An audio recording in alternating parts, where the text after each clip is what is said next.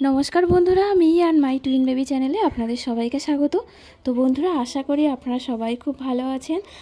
তো আজকের ব্লগে অন্য কিছু থাকছে না, অন্য কিছু বলতে তোজোতান বা ফ্যামিলির কোনো কিছু থাকছে না। আজকে একটা রান্না দেখাবো, সেটা হচ্ছে পুঁই শাক দিয়ে মাংস।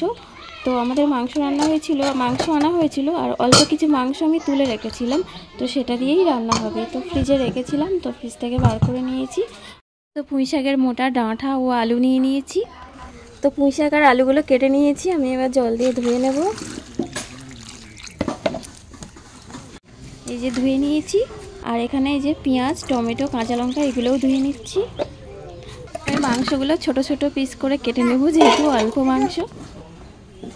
এবার এই যে মাংস ফ্রিজে ছিল, জল দিয়ে ধুয়ে নিচ্ছি। আর এখানে এই যে কাঁচা লঙ্কা, পেঁয়াজ আর টমেটো কেটে নিয়েছি। তো বন্ধুরা, এই যে মাংসগুলো ফ্রিজে ছিল, আমি একটু ছোট ছোট সাইজ করে কেটে নিয়েছি। আর এখানে এই যে পুঁই শাক আর আলু কেটে ধুয়ে নিয়েছি, মাংসও ধুয়ে নিয়েছি। আর এই যে দেখুন, এখানে এই যে পেঁয়াজ আর টমেটো আছে, আর কাঁচা লঙ্কা আছে, আর আদা রসুনটা এখন আমি রেডি করিনি, করব। তো এগুলো আমি এখন জল ঝরাতে দেব। তো এগুলো জল ঝরুক, আমি এবার আদা আর রসুন রেডি করে নেব। তো এখানে দেখুন, আমি আদা রসুনও রেডি করে নিয়েছি।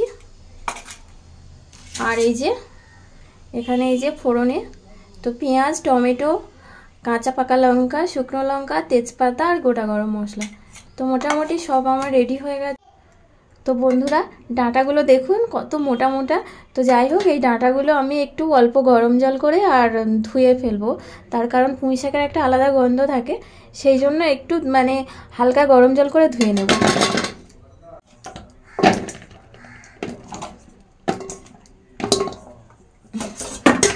তো এই যে সব ডাঁটাগুলো নিয়ে নিয়েছি, এবার আমি একটু জল দিয়ে অল্প একটু সেদ্ধ করে নেবো, নিয়ে জলটা ফেলে দেবো।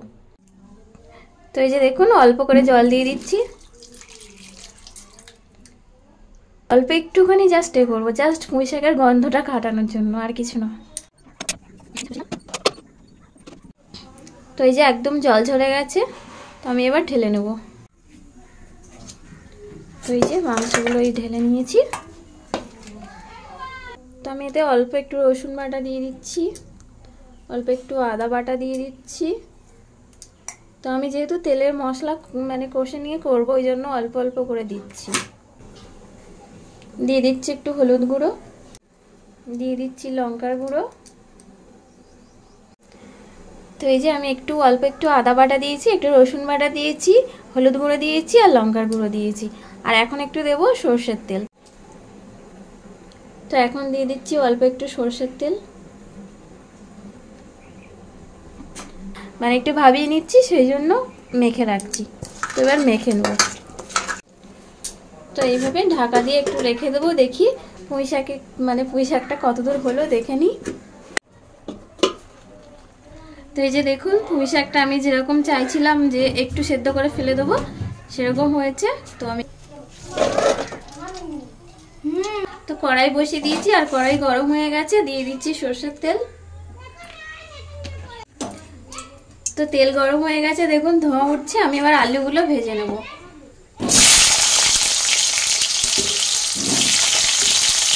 তার মতো একটু লবণ দিয়ে দিচ্ছি। তো আলুর ভাজা হচ্ছে, প্রায় হয়ে এসছে, আমি এইটুকুনি হলুদ দিয়ে দেবো।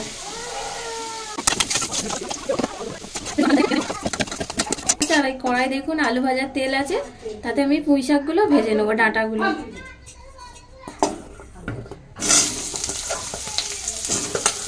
লবণ দিয়ে ডাঁটাগুলো ভেজে নেবো।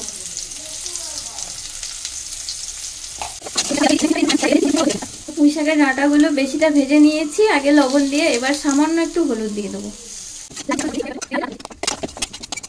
দিচ্ছি সরষের তেল।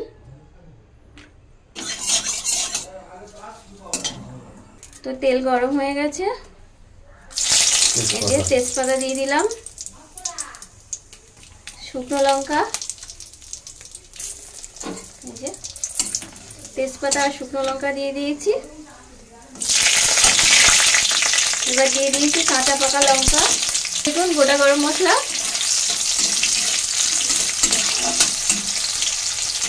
তো এই যে এবার দেখুন পেঁয়াজ দিয়ে দিচ্ছি।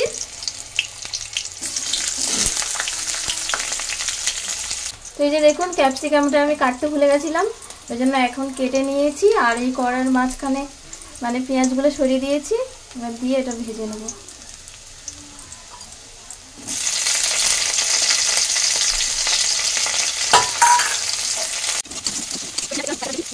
পেঁয়াজগুলো লাল লাল করে ভাজা হয়ে গেছে, এবার আমি দিয়ে দিচ্ছি রসুন বাটা।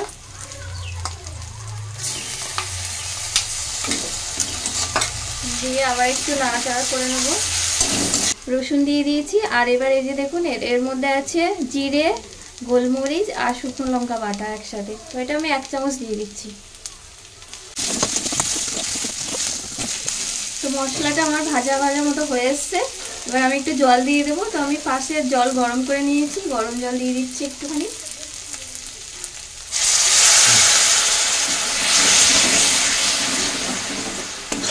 তো এই যে এবার আমি টমেটো দিয়ে দিচ্ছি, দিয়ে দিচ্ছি হলুদ গুঁড়ো, দিয়ে দিচ্ছি লঙ্কার গুঁড়ো। তো বন্ধুরা মশলা আমার হয়ে এসছে। তো বন্ধুরা আমার মশলা হয়ে গেছে, এবার আমি মাংস দিয়ে দিচ্ছি। আর আদাটা কিন্তু আমি দিইনি, দেব।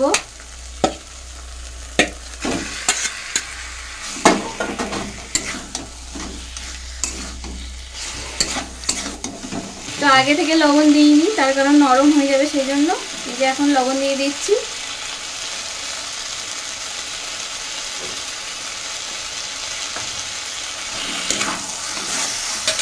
আর এই যে দেখুন আদা বাটা, তো তখন আমি শুধু রসুন দিয়েছিলাম আর আদা কিন্তু আমি দিইনি, তার কারণ হচ্ছে আদা দিলে মানে মশলাটা পুড়ে যায়।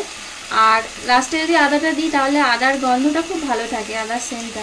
ওই জন্য আমি এখন এই যে মাংসের উপরে আদাটা দিয়ে দেবো, আদা বাটা মাংসের উপরে দিচ্ছি। আদাটা এখন দিয়েছি, কি সুন্দর একটা গন্ধ বেরোচ্ছে।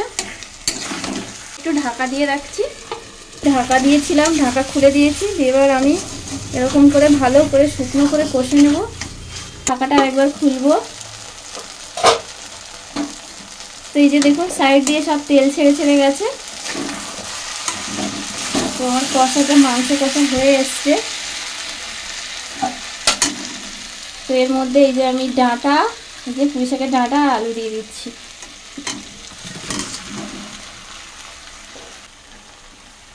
তো আমি ডাঁটা আর আলুগুলো দিয়ে দিয়েছি, দিয়ে এবার ভালো করে কষে নেব। ভয় পেয়ে গেছি। এরকম বিচ্ছু দেখেছেন, এই যে এটা ভাগবি, তো এরকম সবসময় এরকমই দুষ্টুমি করে। পুঁই শাকের ডাঁটা, মাংস, আলু একসাথে এখন কষে নিচ্ছি। মাংসটা কষানো হয়ে এসছে প্রায়, আরও একটু শুকনো করে কষে নেব, তারপরে জল দেব। বন্ধুরা একদম শুকনো করে কষিয়ে নিয়েছি, এবার জল দিয়ে দিচ্ছি।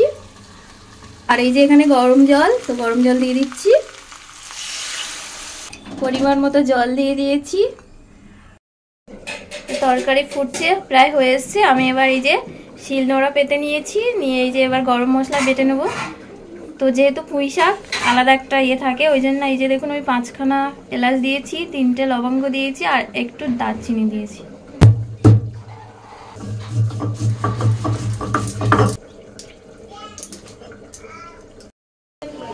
তো এই যে দেখুন গরম মশলা বাটা হয়ে গেছে। তো এখন আমি একটু ঢাকা দিয়ে রেখে দিচ্ছি। তো মাংসটা দেখি কি পরিস্থিতি, এই যে ফুটছে।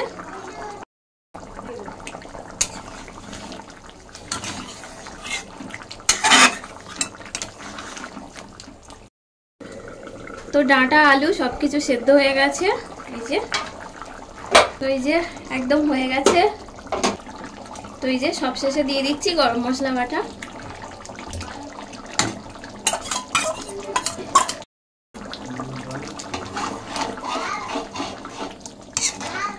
এই যে দেখুন একদম রেডি হয়ে গেছে। এই যে গ্যাস অফ করে দিয়েছি।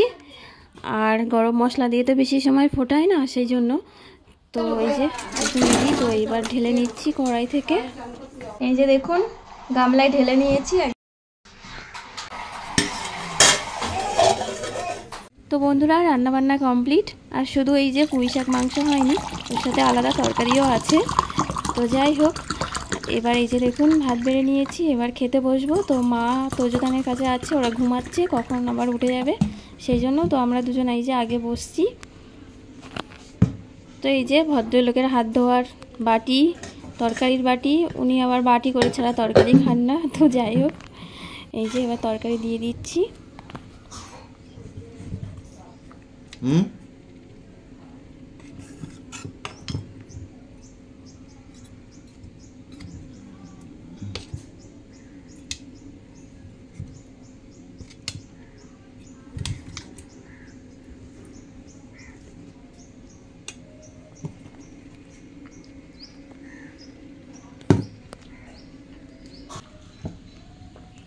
ভালো হয়েছে, খুব টেস্ট হয়েছে।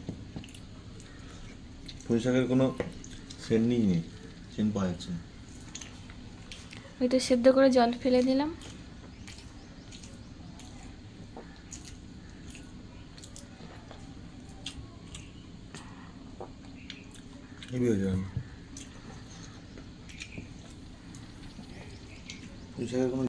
তো বন্ধুরা, এতক্ষণ সাথে থাকার জন্য আপনাদেরকে অনেক অনেক অনেক ধন্যবাদ।